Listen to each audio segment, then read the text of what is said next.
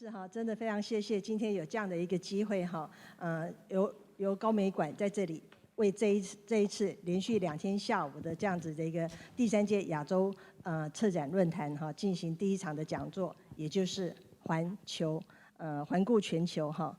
那诚如刚才阿利亚跟在致辞的时候其实已经提到的这一个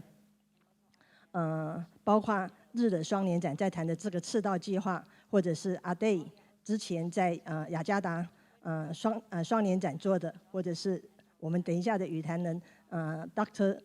Zara Stanhope 参与过的这个，包括在昆士兰美术馆的这个亚太3年展，我想我们都是以及这次高美馆提出的这次的首届举办的这个泛南岛艺术季，我想诚如阿利亚讲的，其实大家都在思考怎么样能够有更多元、更开放的一个文化对话的可能性的一个机制，以及怎么样的能够更拓延多边区域连接的一个可能性的平台哈。所以我觉得现在开始即将展开的这个环顾全球的座谈是真的非常令人期待的哈。那在这里我先再一次的介绍已经等了很久的我们的好伙伴哈 Zara Stanhope 馆长，以及等一下的这个讲座的3位讲者哈，包括已经知道的在线上的这个 Alia Swastika， 还有我们的第2位讲者，也就是第15届 Documenta 策展人 Ade Damawang。Ade 在线上吗？好，没有关系啊，因为他是第2位讲者。那我想大家在这里应该都很期待今天下午即将的这3位讲者哈。那首先我们会邀请这一个阿利亚先来跟我们谈一谈。OK， Ade 你好，大家都看得到我。Hello everyone 。That's great. Okay, so I think we will start shortly. 我们很快就会开始。那等一下我的介绍会简短的说。很高兴大家都在线上见面了哈，很高兴大家终于见面了。那我会让一开始的介绍稍微简短一点，因为我们今天开场已经有一点点 delay 了哈。以及我们希望能够保留一点点时间哈，最后大家能够一起去看正在高美馆展出的这个泛南岛艺术季。那第1位讲者其实就是我们的Alia Swastika 这一次的这个日的双年展的总监哈。那大家知道，其实阿利亚他是一个这些年来已经长期非常活跃于国际的，包括作家、策展人跟很多 project manager 的这样的一个多重的身份。那他的个人的一个研究的兴趣是从1975年到1990年之间的印尼女性艺术家。那他自己其实也参与了很多国际的场合，包括这个第9届光州双年展的圆桌会议的共同策展总监。那当然最重要的就是从2015年开始，他担任日的双年展的总监，并且提出刚才他也一再提到的这个赤道计划。那刚才大家也已经知道，今年也透过这样的一个连结，从2019年台湾开始跟日的双年展有了这个台湾馆的设置，而今年第2届的台湾馆就由高美馆以泛南岛艺术季作为一个出发点，推荐的3位台湾的艺术家，分别是拉黑子、张之忠跟台法的团队Jason 跟 Margot， 这3位艺术家都会在明天由我们的馆内的策展人方彦祥主持的这一场座谈里面跟大家见面。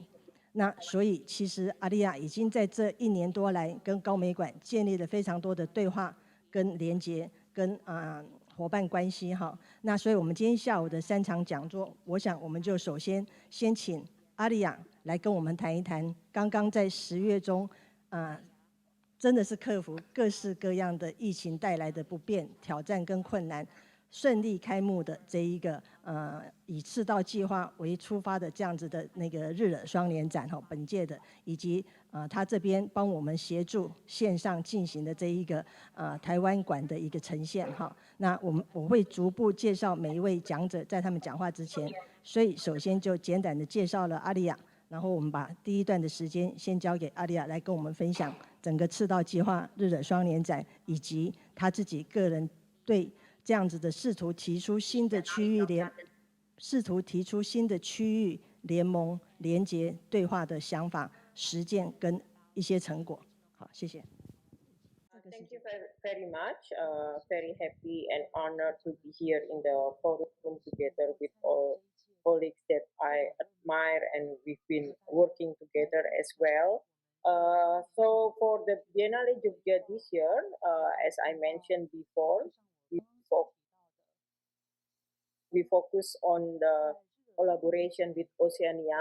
So it's titled Roots and Roots, but it will be elaborate more detailed tomorrow by our curator, Alia Swastika and Ayas Aji.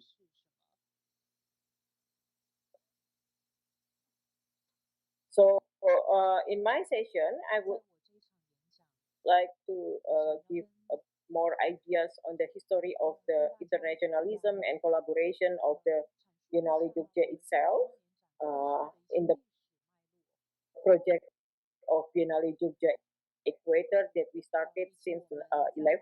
So this year also becomes one of important and special year for us because we celebrate the 10 years of the Biennale Jogja Equator series. So we had done 5 edition of Equator series, and we are now in the middle of opening the discussion with public, with artists and communities. What's the next step, and what's the next vision of Biennale Jogja? Next. Sorry that I cannot operate my own PowerPoint here. So this is the usual map of the world, and we can see in the middle of the globe, we know what so-called as the equator lines, and Indonesia is one of the countries that pass by the equator lines in quite significant area. So this is how the idea or the notion to start the Biennale that focus on equator or the global south has developed. So actually, every time in every edition,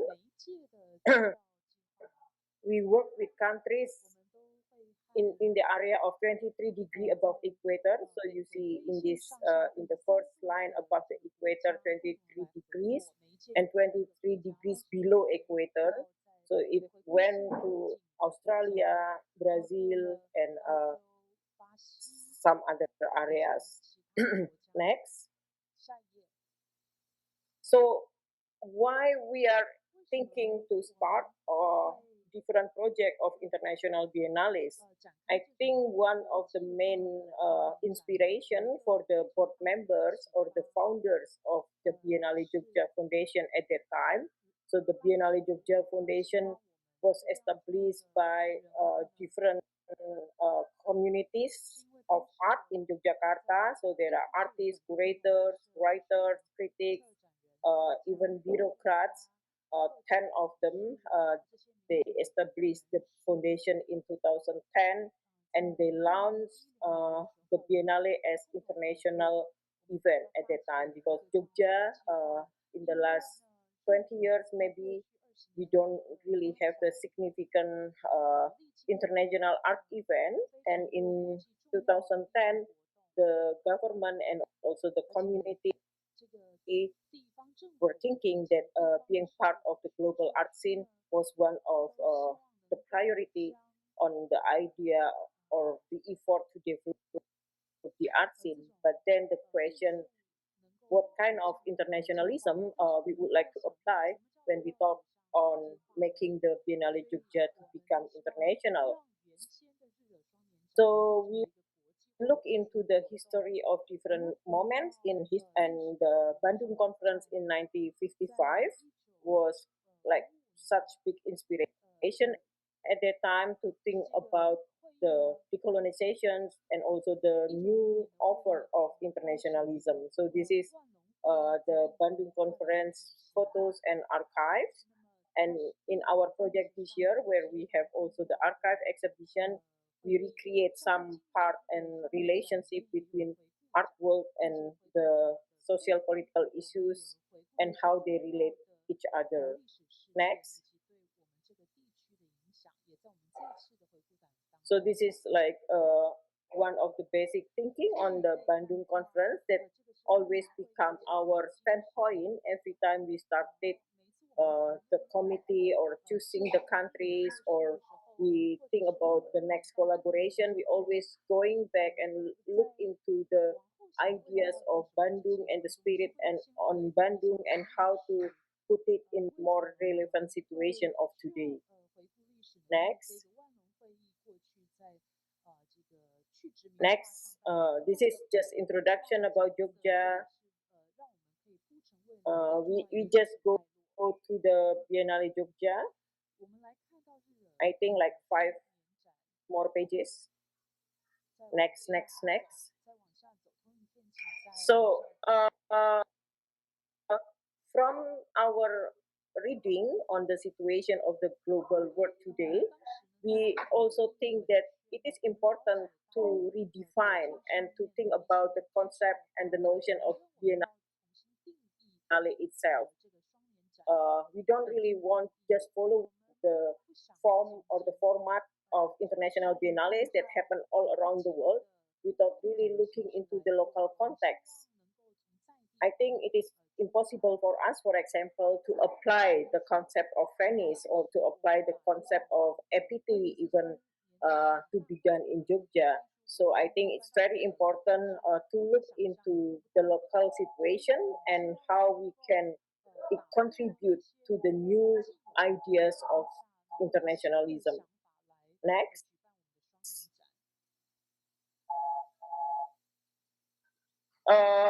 Maybe we have video here. This is to give you also a bit of idea how the local context of the Biennale.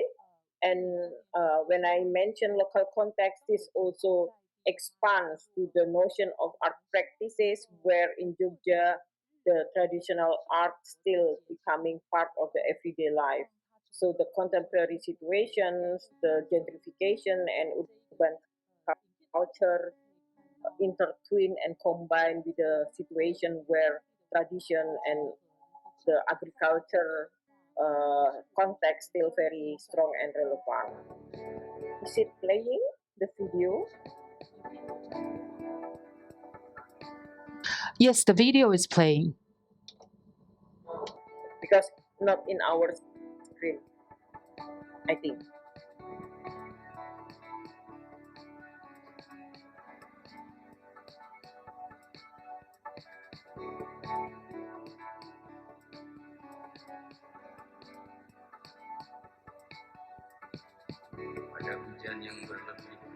So I think from the video also we could see that one of the highlight of the Biennale Jogja in the history even before the Equator series was its close relationship with the public. So we always want to create the Biennale that not only reaching the art community but also build and bridge the communication with wider public, especially because the situation in Jogja where we don't really have the art institutions, so it's kind of like the practice of art really happens spontaneously within the art collectives, independent art spaces, and also the younger generation of artists who run their own space. So Biennale Jogja becoming one of the main institutions that bringing the art to the wider public. So from the video, you see how bringing art and bringing public to come to the museums and to be part of the exhibition, to be part of the art project, become one of characteristic that always can be found in every edition of the Biennale. What happened with the screen? Is it? So every year we change our country partners. In 2011, it was the first. It was the first edition of Biennale Jogja Equator. Hello. Yes, Alia, please go ahead. The film it already ends. The video already ends. So please go ahead.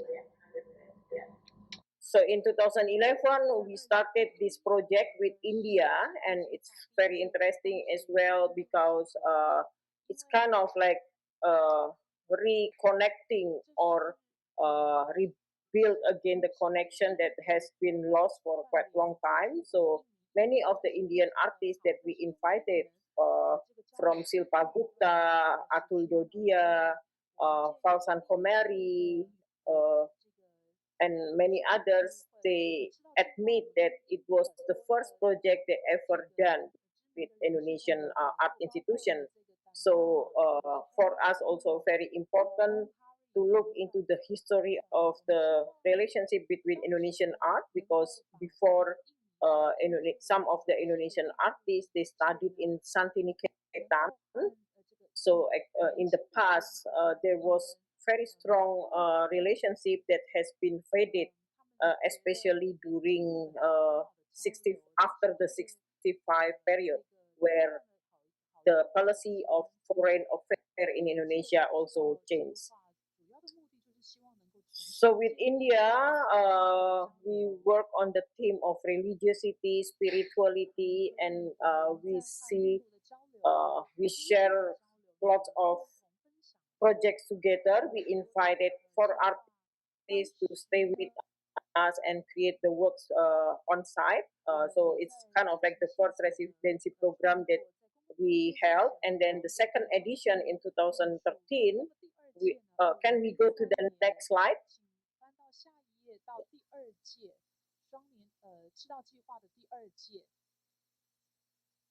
Next again. So this is the one from India. Next again. Next. Next. Sorry, we go to the one with India. Next. Next. Yeah. So this I have mentioned before. So maybe go to the Arab countries. Like next again.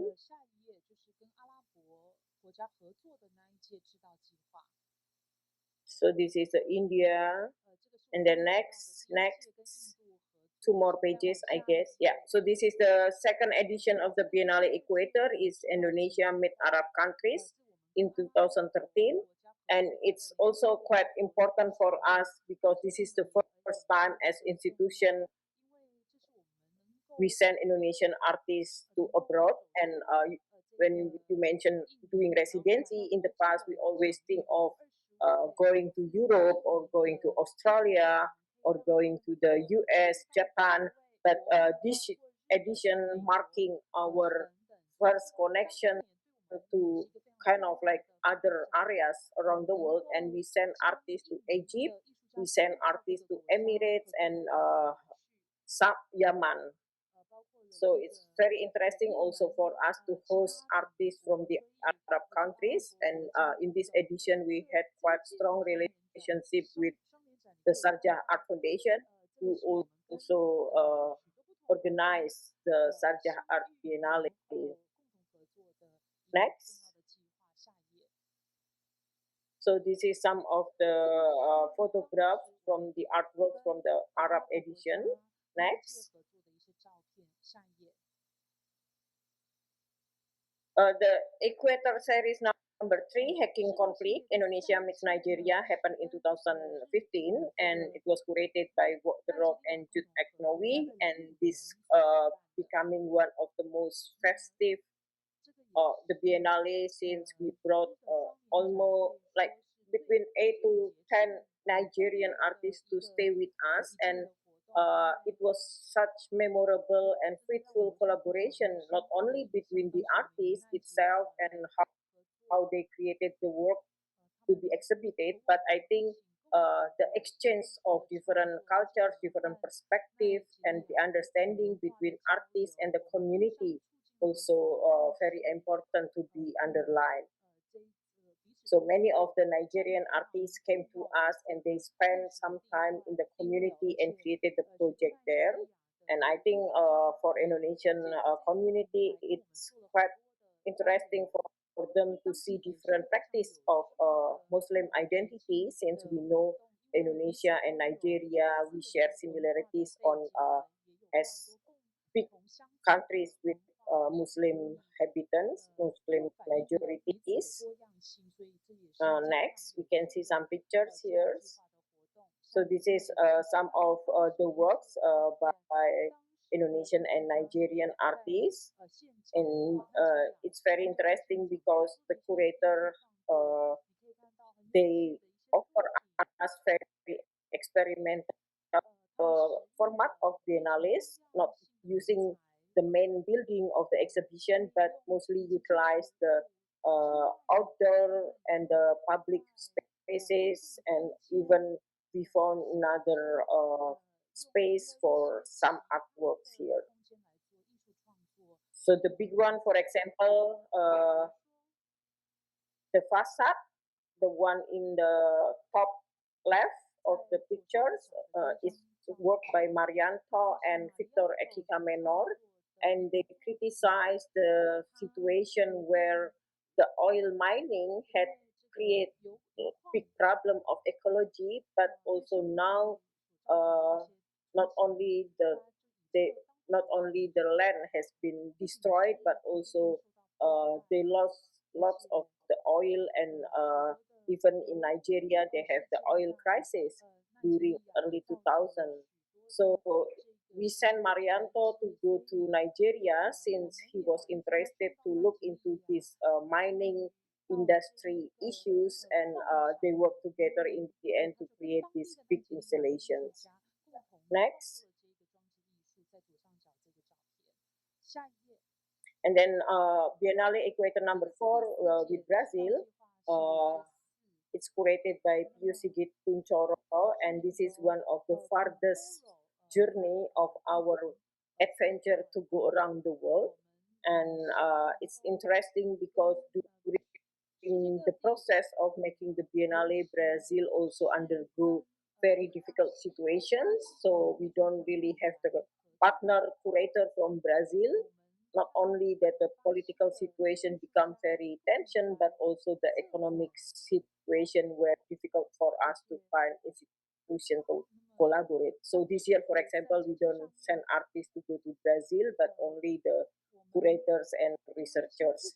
But then we invite Brazilian artists to come to Jogja, and even we found there is one Brazilian artist that has the roots from Yogyakarta, from Indonesia, and then in the next years he spend more and more time here and look again into their identity. So I think it is interesting that Biennale become one of the platform where people think again about their identity, even to connect with their personal situation and personal experience, but then also to use the Biennale as the way they try to trace their own personal history.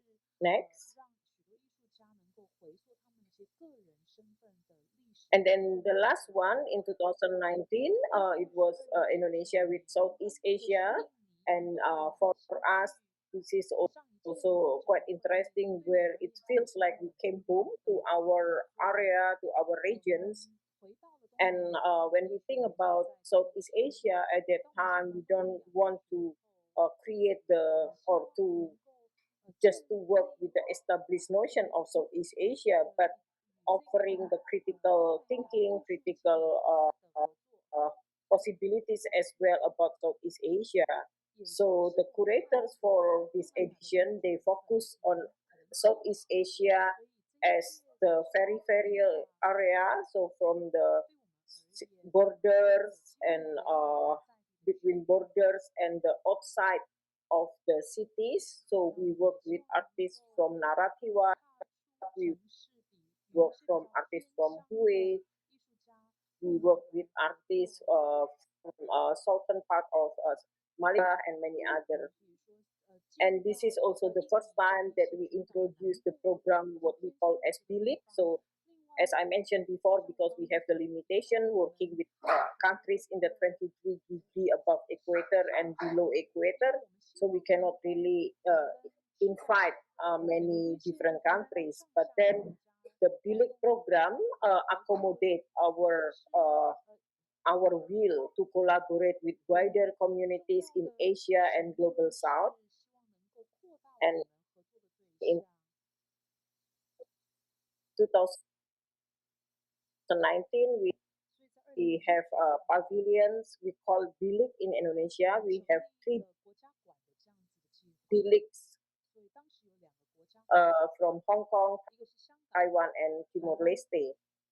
And this is also we host the biggest artists, have more than 15 artist residents to come and stay with us, including the Kongkai and manifesto that Anom Capakti. So this is the 5 editions of the Biennale Jogja that becoming ours of ourselves in connection at work to tell the established idea of internationalism, and at the same time we want to offer the more equal relationships between countries, artists, curators, and different parties and agencies in the art scene that usually being dominated by white and Western institutions. So working with countries in Equator in a way, bringing us also to look into different narratives and history that might be erased from our major history. For example, how we connect with Africa, for example, not so much being explored in our history lessons. So this endeavor and this adventure to work with countries from India, Africa to Latin America had provide us the opportunity to, in a way, rewriting our own history and how we relate to other communities. And this year, Biennale, we work with Oceania. This is also quite critical definition. In the beginning, we called this area as Pacific, but then we learn again the history of this geopolitical notion, and then we discussed with the artists, and they felt like more comfortable to call themselves as Oceanian artists instead of Pacific. So we always trying to look into this critical articulation of uh, challenging the global and internationalism.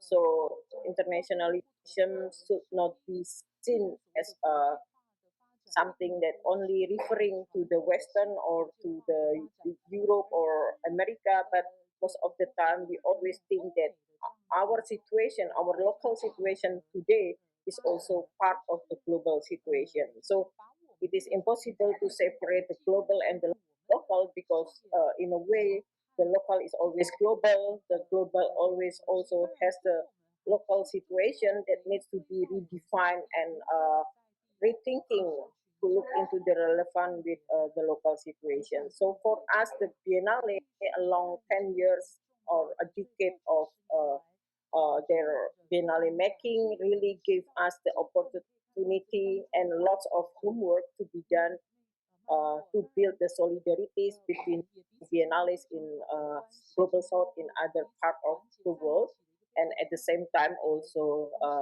rethinking about the art system that has been so much established in even in our everyday life to define what is art, what is not art, how the knowledge production becoming one of important part of the curatorial process, not only the exhibition making, but how to distribute the knowledge and rethinking again about different established concept that usually we already taking for granted. I think this is for me, and I want to hear more from others, and we can have more time for discussion. Thank you.